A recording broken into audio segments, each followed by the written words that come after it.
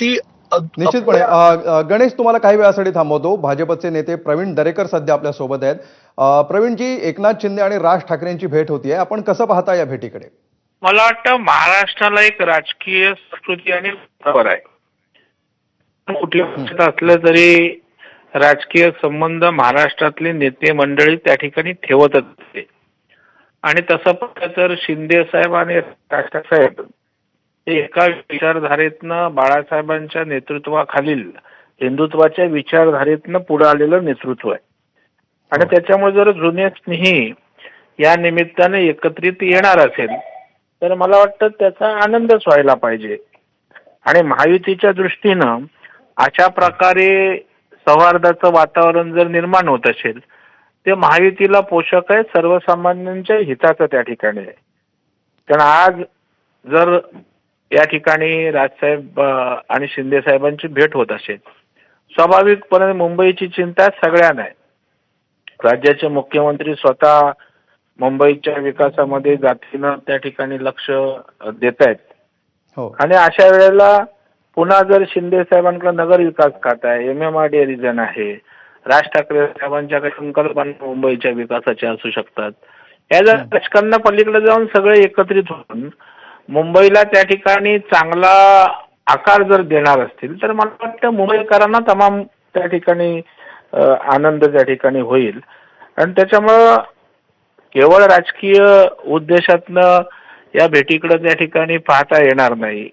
अर्थात दोन नेते एकत्र भेटल्यावर राजकारणावर चर्चा होणार नाही, ते असंच येतील असंही काही मानायचं कारण नाही. परंतु म्हणून उद्या लगेच युती होते किंवा राजकीय समीकरणं काहीतरी उलटी पलटी होत आहेत असं काही तात्काळ निष्कर्षाप्रत येणं मला वाटतं फार घाईचं होईल असं माझं स्वतःचं मत आहे. पण तशी शक्यता आपण नाकारू शकत नाही. हे आपलं आपण म्हणू शकतो.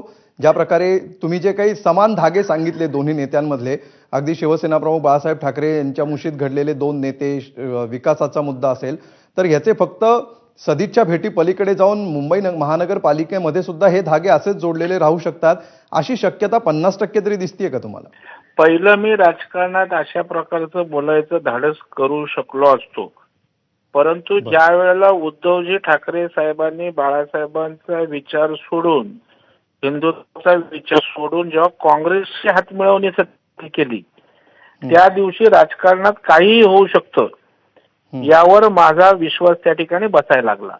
आणि त्याच्यामुळे राजकारणात हे होणारच नाही, ते होईल असं कुठलंच अनुमान आपल्याला बांधता येणार नाही. आणि उद्या शेवटी समविचारी लोक एकत्र येणं सोपं असतं, परंतु भेटणं लगेच युती होणार आहे का, तर त्याचं उत्तर नाही असं आहे. युतीसाठी चांगलं वातावरण होईल का, हो नक्कीच होऊ शकतं. त्याच्यामुळे मला वाटतं राजकारणात काहीच गोष्टी अशक्य नसतात. कारण आपण युती आघाड्या बघाल, कोणाच्या विविध वेगवेगळ्या विचारधारेची लोक सत्तेसाठी, त्याच्यामुळे मला वाटतं राजकारणामध्ये अशक्य काहीच नसतं. त्याच्यामुळे राज ठाकरे साहेबांच्या भेटीतनं हे होणारच नाही वगैरे असं काही मानायचं कारण नाही. राजकारणात सगळ्या शक्यता त्या ठिकाणी असतात. ठीक, हे होणारच नाही असं मानायचं कारण नाही असं तुम्ही म्हणताय. धन्यवाद प्रवीण दरेकरजी, आपण दिलेल्या या सविस्तर प्रतिक्रियेबद्दल. राजकारणामध्ये काहीही शक्य आहे, भविष्यामध्ये कुठल्याही प्रकारचं राजकारणाला वळण येऊ शकतं अशी प्रतिक्रिया प्रवीण दरेकर यांनी दिलेली आहे. निलेश बुधावले आपल्या सोबत आहेत. निलेश, कुठल्याही क्षणी ही भेट होऊ शकते, या क्षणी काय नेमकं वातावरण आहे, काय चर्चा सुरू आहेत आणि